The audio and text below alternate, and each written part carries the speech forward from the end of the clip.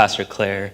That was deep, and that was like a whole sermon. So, yeah, following that, mine's gonna sound like a children's bedtime story. And also, Chew on that video is so nice.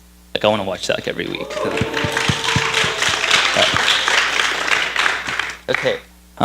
So yeah, my name is Benji, and the first time I went to Guadalajara was 4 years ago in 2015 when I was a senior in high school.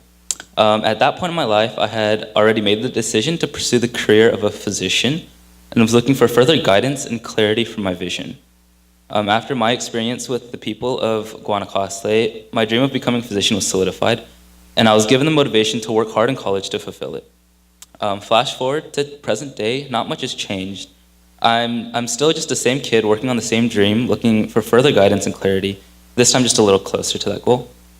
I wasn't able to go to Guadalajara for the past 3 years because my spring break didn't line up, but this year I was blessed with another opportunity. I was on the VBS team the first time to Guadalajara, but this time I was on the medical team with my mom and Chiwan. I knew I didn't know much about medicine or anything about being a physician yet, but I didn't expect to feel as helpless and useless as I did. Many of those who came to our little makeshift clinic were simply looking for some joint pain or headache relief, symptoms we could temporarily treat with cheap available medicine. As soon as we got to San Isidro, our main mission site, there was news of a church member's mother, Amelia, 56, who started to have severe full body pain 2 days ago. The medical team packed a backpack with a few of each medicine, not knowing what to expect, and made our way.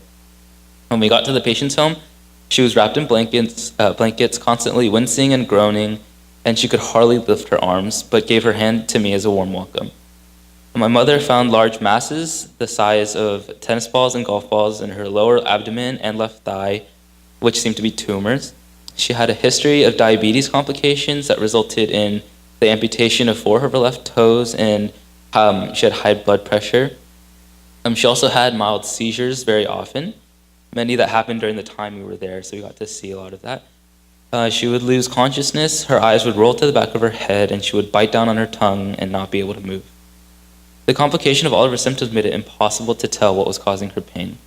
There was nothing we could do but give her a few months' worth of painkillers, some digestive aids, and multivitamin. In Santa Barbara, the other place that we visited, for the short time we were there, a young woman brought her little brother, Marcos, because he was constantly hyperventilating.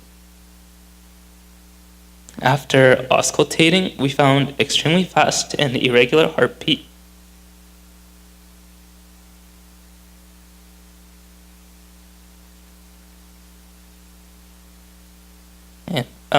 And fluid, sorry,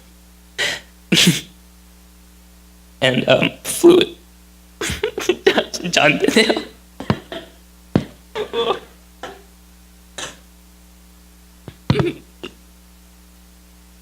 I haven't cried in a long time.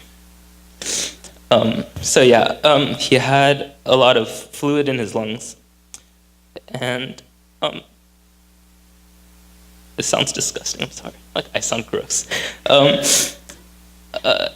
So like in America, what you're supposed to do in that case is you need immediate attention because it could be like fatal. However, Pastor Chu said the small hospitals in Tepic, the nearest city, would be dangerous for such a serious case. And even if Marcos could get to Guadalajara to receive like some good health care, his family wouldn't be able to afford it.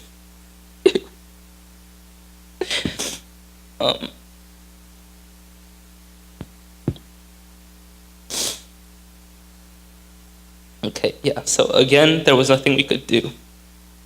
Something that I added in this paragraph last minute was that even though Marcos couldn't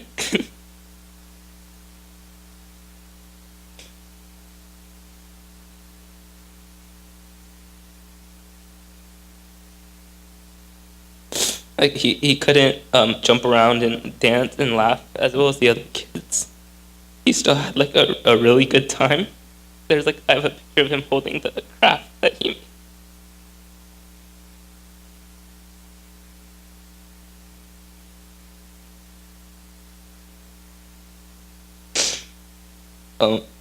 So he had a really good time despite his condition, and Stephen, Haner, Tahan, Namu, Yuno, and the rest of the VBS team could put a big smile on his face. So although we weren't able to cure him of his problems, he was able to receive a different type of healing for the first time, for the time being, thanks to the rest of our mission team. Okay.